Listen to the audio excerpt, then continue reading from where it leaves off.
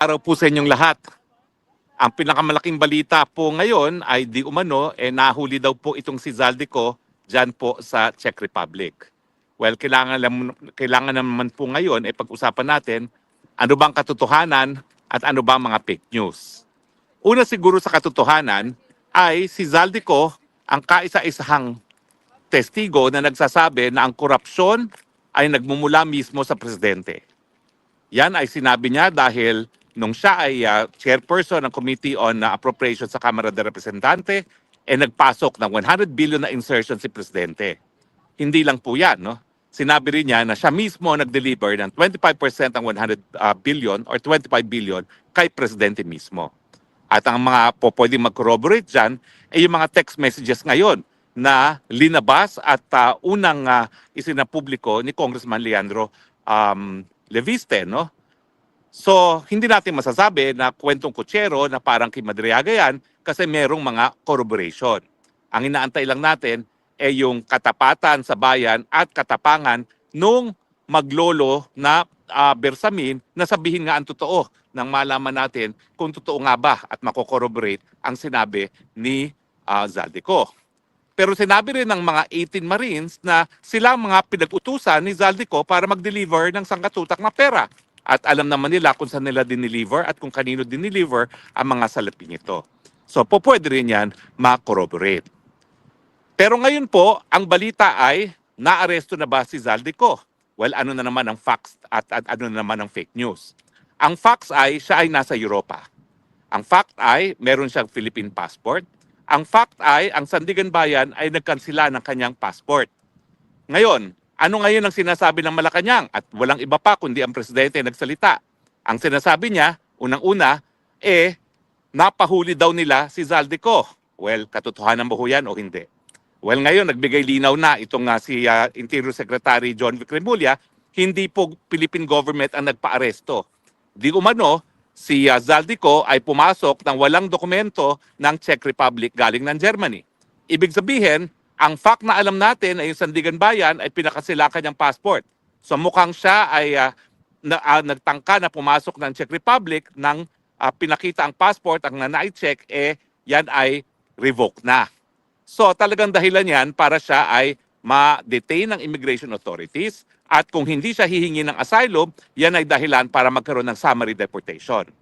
Pero fact, ano ba ang proseso sa Czech Republic? Ito po ay pinag-aralan ko na.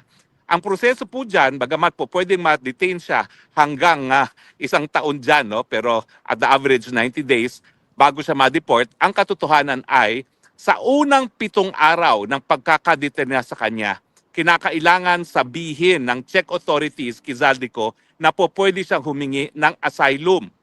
Obligasyon po yan ng Czech authorities na kapag minahuli sila na illegal entrant o yung pumapasok na walang visa, walang passport, na kapag siya ay nadetina, sasabihan na may karapatan siyang humingi ng asylum. Nung una po kasi, ako'y nagdarasal na kahit papano, alam ni Zaldico kung ano yung asylum.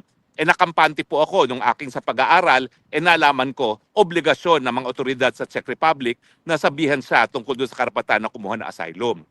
Ang mangyayari lang po dyan, habang siya ay pinaprocess sa asylum, ng kanyang asylum, siya ay mag-i-stay sa isang asylum center. Pero hindi po yung pagkakakulong. Para po yung asylum center na tinuluyan ko rin sa Netherlands habang kinukuha ang aking mga biometrics, ine-examine ako ng medical na mga doktor dahil mahirap nga po kung ikay lalabas pa ng kampo. Dahil yung pila sunod-sunod, ang gusto nila, nandun na yung aplikante para madali lang makausap. So dahil may obligasyon po ang Czech Republic na sabihan siya na meron siyang karapatan mag-asylum, tingin ko ba siya ay kukuha ng asylum? Well, sa tingin ko po, alam ni Zaldico na dahil siya ay ngayon ang kaisa-isang testigo na po pwede makorroborate ng mag-lolo na Bersamin na ang korupsyon ay nanggaling mismo sa ulo kay Marcos Jr. mismo, talagang alam niya na may banta sa buhay niya. Ang banta sa kanya hindi lang sa pagkakakulong, gaya ng banta sa akin dahil sila nagtanim kaso ng non-bailable case. Ang banta sa kanya, patuloy na siyang patatahimikin, gugurgurin, papatayin. At yan po ay napakalakas na basihan para magkaroon ng asylum. Ang tanong ko lang is gaya na nangyari sa akin, saan ba nag-issue ang kanyang visa sa Shenzhen? Dahil bagamat pwede siyang humingi ng asylum sa Czech Republic, Kung hindi naman Czech Republic ang nag-issue ng kanyang visa, papupuntahin at papupuntahin pa rin siya doon sa lugar na nag-issue ng kanyang visa. Pero sa akin, walang kaduda-duda. Yung pagiging whistleblower niya, yung pagsabi niya na Marcos Sr. mismo ang arkitekto ng korupsyon dito sa flood control at sa DPWH, yan po ay enough reason para siya ay talagang patayin ng mga puwersa na nais siyang patahimikin. Kaya nga po ngayon, pinag-uusapan ng lahat itong si Zaldico. Bakit? Kasi si Zaldico, kung talagang siya ay hindi susupilin sa pamamagitan ng pagkukulong o kaya naman pagpapatay, siya magpapatunay na merong responsibilidad ang Marcos Sr., ang Marcos Jr., si Marcos Jr., si Bongbong, sa katiwalian. At wala pong ganyang testigo siguro maski sa sarili niyang ama, si Marcos Sr. Napaka-importante po ng testimonya ni Zaldico, kaya naman, bagamat hindi ko sinasabi na wala dapat siyang pananagutan, ang katotohanan, kung wala ang testimonya ni Zaldico, mahihirapan tayong maparusahan ang Marcos Jr. at ang kanyang pamilya. Tandaan natin, ang in-expose niya, korupsyon hindi lang ni Marcos sa Jr. doon sa 100 billion, kundi yung smuggling. Smuggling pati sa pagkain na ginagawa ng First Lady Di Umano at ng kapatid ni First Lady Di Umano. So Zaldico, kung nasan ka man, karapatan mong humingi ng asylum. Sasabihan kanila na may karapatan kang humingi ng asylum, humingi ka lang. Dahil malinaw na malinaw, gaya ng sikat ng araw, na meron kang karapatan, meron kang well-founded fear na pwede kang gurgurin, patayin, dahil ikaw lang ang magiging susi para mapanagot ang presidente at ang kanyang pamilya sa kanilang katiwalian. Stay safe. Maraming salamat po sa inyong patuloy na pagtangkilik. Ito po inyong Spokes ng Bayan, reporting live from Ackersee, Austria, na napakagandang lugar, saying, I love you, Philippines. You're the only country that I have. You're the only country that I will love. God bless the Philippines from beautiful Ackersee. At ito po ang tanawin ng Ackersee.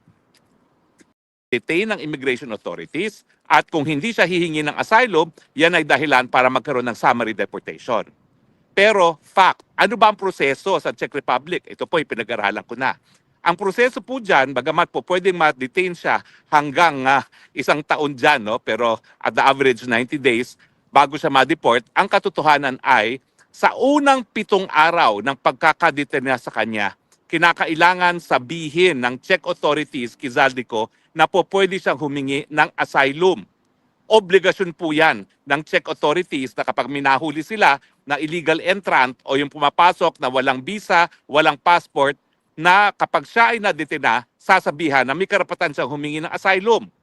Nung una po kasi, ako'y nagdarasal na kahit papano, alam ni Zaldico kung ano yung asylum. Nakampante po ako nung aking sa pag-aaral, nalaman ko, obligasyon ng mga otoridad sa Czech Republic na sabihan siya tungkol doon sa karapatan na kumuha ng asylum. Ang mangyayari lang po dyan, habang siya ay pinaprocess sa asylum, ng kanyang asylum, siya ay mag-i-stay sa isang asylum center. Pero hindi po yung pagkakakulong. Para po yung asylum center na tinuluyan ko rin sa Netherlands, habang kinukuha ang aking mga biometrics, ine-examine ako ng medical na mga doktor, dahil mahirap nga po kung ikay lalabas pa ng kampo.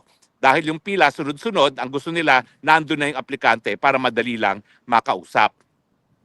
So dahil may obligasyon po ang Czech Republic na sabihan siya na meron siyang karapatan mag-asylum, tingin ko ba siya ay kukuha ng asylum? Well, sa tingin ko po, alam ni Zaldico na dahil siya ay ngayon ang kaisa-isang testigo na po pwede makorroborate ng mag-lolo na Bersamin na ang korupsyon ay nanggaling mismo sa ulo kay Marcos Jr. mismo, talagang alam niya na may banta sa buhay niya. Ang banta sa kanya hindi lang sa pagkakakulong, gaya ng banta sa akin dahil sila nagtanim kaso ng non-bailable case. Ang banta sa kanya, patuloy na siyang patatahimikin, gugurgurin, papatayin. At yan po ay napakalakas na basihan para magkaroon ng asylum. Ang tanong ko lang is gaya na nangyari sa akin, saan ba nag-issue ang kanyang visa sa Shenzhen? Dahil bagamat pwede siyang humingi ng asylum sa Czech Republic, kung hindi naman Czech Republic ang nag-issue ng kanyang visa, papupuntahin at papupuntahin pa rin siya doon sa lugar na nag-issue ng kanyang visa. Pero sa akin, walang kaduda-duda. Yung pagiging whistleblower niya, yung pagsabi niya na Marcos Sr. mismo ang arkitekto ng korupsyon dito sa flood control at sa DPWH, yan po ay enough reason para siya ay talagang patayin ng mga puwersa na nais siyang patahimikin. Kaya nga po ngayon, pinag-uusapan ng lahat itong si Zaldico. Bakit?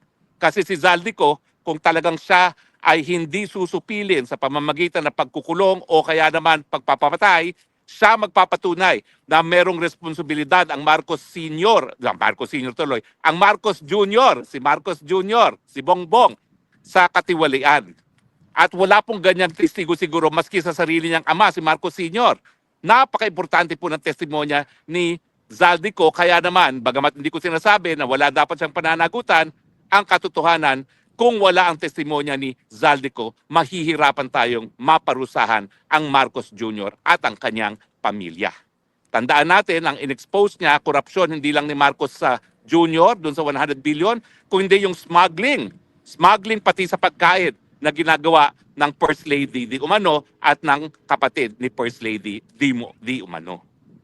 So Zaldico, kung nasan ka man, karapatan mong humingi ng asylum. Sasabihan kanila na may karapatan kang humingi ng asylum, humingi ka lang dahil malinaw na malinaw gaya ng sikat ng araw na meron kang karapatan, meron kang well-founded fear na pwede kang gurgurin, patayin dahil ikaw lang ang magiging susi para mapanagot ang presidente at ang kanyang pamilya sa kanilang katiwalian. Stay safe. Maraming salamat po sa inyong patuloy na pagtangkilik.